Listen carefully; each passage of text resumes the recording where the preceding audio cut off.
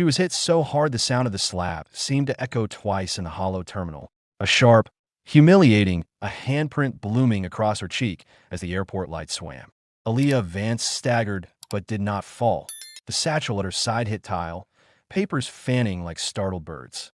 The man in the uniform, Chief Bryce Thompson, kept his voice calm only to make the outrage louder. "You will step away from the gate," he said, and his words were a verdict. Around them, the atrium's pre-dawn hush rippled with footfalls and rolling suitcases. Flight 707, the sky siren to Kagoshima, gleamed beyond the glass, engines warming like sleeping beasts. Aaliyah steadied herself, adjusted the strap, and lifted her glowing tablet. Her credentials were not a bluff. She had been the lead architect of Chimera 7B, the hydraulic control array that made Atlas Aero's flagship the envy of regulators. Inside her satchel were the signed schematics and hours of telemetry showing pressure oscillations across the Chimera manifold on tail number N707AA. "I need to inspect that aircraft before it departs," she said, her tone precise, carrying the weight of command. That Thompson's smile was narrow, his certainty rigid. "This gate is restricted to Atlas Aero and authorized crew," he replied, ritual making exclusion sound like law. He wore authority like armor and prejudice like rank. Aaliyah produced her Atlas Aero Platinum ID. The holographic seal shimmered. She showed the data, pressure graphs, timestamps, the harmonic pattern that matched a prototype failure she'd once nearly died testing. The junior officer hesitated, glancing between the numbers and his superior. "Fake IDs are a dime a dozen," Thompson said. "I know a trespasser when I see one." He gestured for removal. The officers moved, but slowly. Something in her bearing made them pause. Years ago, Captain Aaliyah Vance had been a military test pilot who'd hand-flown a crippled prototype through cascading failure and lived. Now she watched Flight 707 taxi, engines glowing amber. "If Chimera 7B fails at altitude," she warned, "the pilots will lose control authority. The recovery window will be seconds." Thompson's face hardened. He asked how she knew the plane's internal state. She explained she'd helped design the network, that the fleet monitor had flagged the same manifold intermittencies for 72 hours. He called it hacking. He called it trespass. They cuffed her wrists and took her to a security room with no windows, only a clock whose second hand dragged. Through the narrow glass, she saw the sky siren ascend, leaving a white thread across the morning sky. Her tablet chimed, new data. Chimera 7BS oscillations were spiking. She opened a manual recalibration protocol that could break the feedback loop and restore pilot control. The junior officer leaned over her shoulder. The graph made his face pale. Thompson paced. "We will detain you for impersonation," he repeated. Aaliyah explained again, naming each redundancy and failure mode, offering the one-time hardware token that could authenticate her access. Thompson refused. Outside, passengers sipped coffee, texted relatives, unaware. Inside, her countdown shrank. 8 minutes 5, then 3. Flight 707 was climbing into the resonance band. Control surfaces would soon begin hunting. The first signs of chaos. The security phone rang. Thompson answered, frowning. A voice, urgent, uncertain, spoke about trim oscillations, controls unresponsive. His eyes flicked toward her, disbelief bending into dread. He left to confirm, returned pale. "Can you stop it?" he asked. She raised her cuffed hands toward the tablet. "Only if you let me send the command now." He hesitated, caught between liability and humanity. The numbers on her screen collapsed into red. Hydraulic pressure was dropping. Aaliyah's voice steadied to a whisper. "If you keep me from sending it, it won't be paperwork that haunts you. It'll be the sound of what's coming next." The tablet blinked again, flight telemetry surging into chaos. Thompson's hand hovered over the cuffs, indecision cutting through the silence. The junior officer muttered that they should verify her code, that it looked real, that the plane's signals matched her warning exactly. Outside, the contrail began to arc, sunlight glinting off its curve. Inside, Aaliyah's eyes followed the scrolling data, servo lag widening, pressure collapse deepening, trim authority nearly gone. "Please," she said, "let me send it." Thompson swallowed, then reached for his radio, words caught between order and apology.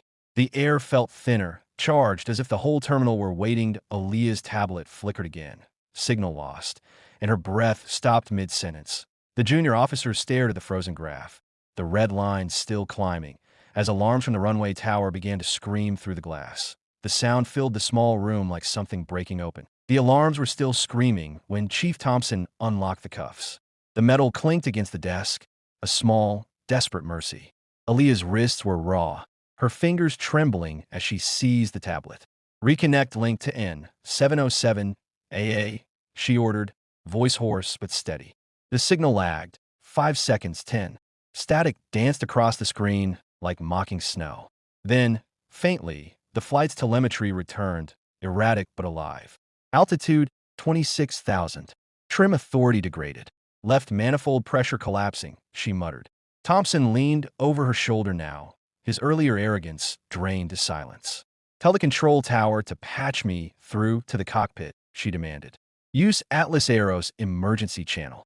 He hesitated only a moment before relaying the order. The line crackled. A pilot's voice came through, strained and clipped. "Control sluggish, trim hunting. Who is this?" "This is Aaliyah Vance," she replied. "I designed your hydraulic array. I'm uploading a corrective script. Manual override for Chimera 7B. You'll see a new command prompt. Delta stabilize. Execute it now." Seconds dragged like minutes. Thompson's jaw flexed. Outside the window, sunlight glinted off a spiraling trail, shimmering against the horizon. The pilot spoke again, voice breaking. "Command received. Executing now." The telemetry line spiked, then steadied. Pressure equalized. Servo lag decreased. The oscillation pattern flattened into calm blue.